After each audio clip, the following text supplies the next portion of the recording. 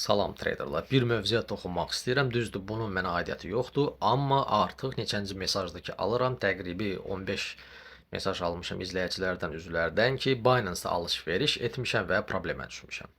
Bu problemlə üzləşməmək üçün Binance-da düzgün alış-veriş etmək lazımdır.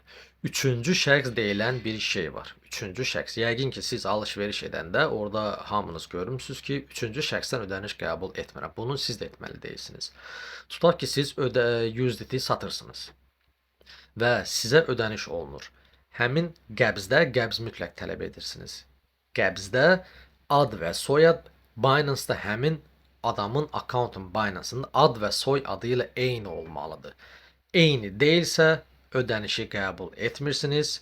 Yəni USDT-ni sərbəst buraxmırsınız, ödənişi geri qaytarırsınız həmin karta və Binance-da alış-verişə imtina edirsiniz. Səbəbini də yazırsınız ki, üçüncü şəxs. Bu necə baş verir? Niyə problemə düşürsünüz?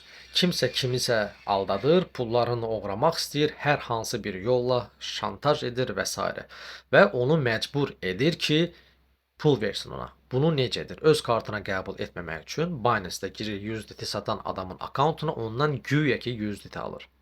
Və həmin adamı məcbur edir ki, bu karta pul göndər, yoxsa şantaj, yəni hər hansısa bir şantaj edir. Siz də o pulu qəbul edirsiniz, USDT-ni sərbəst buraxırsınız. Həmin adamın pulu oğurlandı, gəldi sizin kartınıza. Oğru USDT-ni əldə etdi, zərər çəkən şikayət etdi və pul sizdə və siz düşürsünüz problemə, siz çağırılırsınız və haqlı olaraq araşdırma başlayır. Çünki oğurlanmış pul sizə daxil olunub və sizi çağırıb soruşmalıdırlar ki, siz kimsiz, niyə sizə daxil olunub və bu necə baş verib. O üzdən üçüncü şəxsdən ödəniş qəbul etmirsiniz ki, problemə də düşməyəsiniz. Sağ olun, növbəti videolarda görüşənə qədər.